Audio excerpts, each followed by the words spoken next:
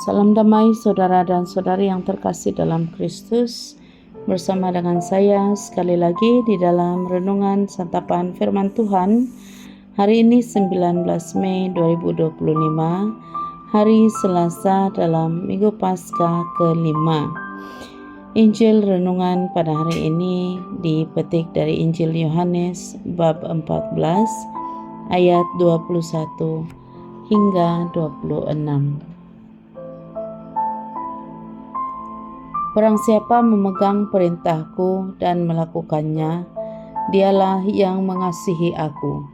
Dan barang siapa mengasihi aku, ia akan dikasihi oleh Bapa-Ku, dan aku pun akan mengasihi dia, dan akan menyatakan diriku kepadanya. Yudas yang bukan Iskariot berkata kepadanya, Tuhan, apakah sebabnya maka engkau hendak menyatakan dirimu kepada kami dan bukan kepada dunia? Jawab Yesus, jika seorang mengasihi aku, ia akan menuruti firman-Ku, dan Bapa-Ku akan mengasihi dia, dan kami akan datang kepadanya dan diam bersama-sama dengan dia. Barang siapa tidak mengasihi aku, ia tidak menuruti firman-Ku, dan firman yang kamu dengar itu bukanlah daripadaku, melainkan dari Bapa yang mengutus aku. Semuanya itu kukatakan kepadamu, selagi aku berada bersama-sama dengan kamu. Tetapi penghibur, yaitu Roh Kudus yang akan diutus oleh Bapa dalam namaku, Dialah yang akan mengajarkan segala sesuatu kepadamu dan akan mengingatkan kamu akan semua yang telah kukatakan kepadamu. Injil Tuhan. Terpujilah Kristus. Saudara dan saudari, ramai orang berpendapat bahwa Tuhan mengasihi kita tanpa syarat. Ada yang mengatakan bahwa walaupun kita melakukan banyak perkara jahat, Tuhan akan berbelas kasihan dan memberi pengampunan. Itulah kasih yang sejati dari Tuhan Bapa di surga.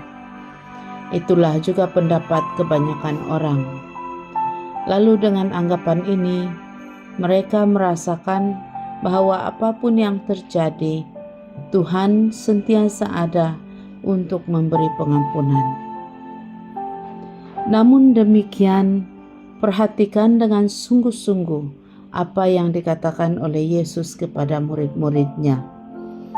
Dengan jelas Yesus menyatakan syarat agar Bapa di surga mengasihi kita.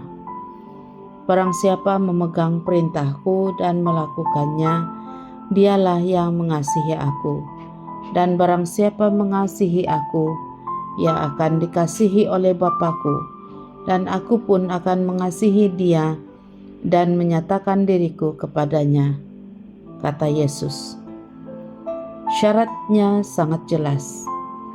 Memegang perintah Yesus, yakni hidup menurut perintahnya.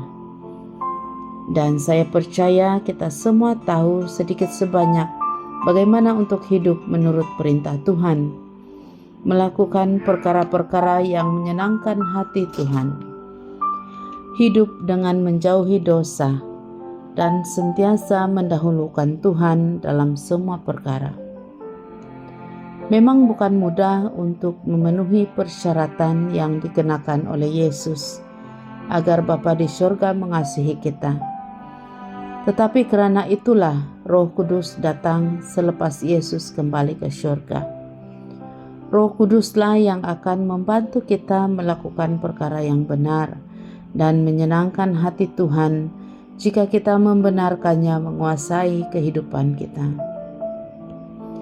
Bapak Uskup Cornelius Piong sering menyampaikan pesan melalui homilinya agar kita memulakan pagi dan hari yang baru dengan memohon bimbingan Roh Kudus, bukan sahaja untuk diri sendiri, tetapi juga untuk keluarga, tempat kerja, sekolah, dan di mana-mana saja, bila-bila masa saja.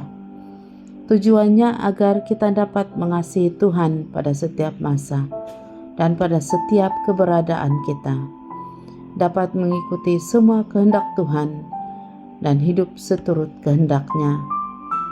Itulah persyaratan yang dikenakan oleh Yesus kepada kita.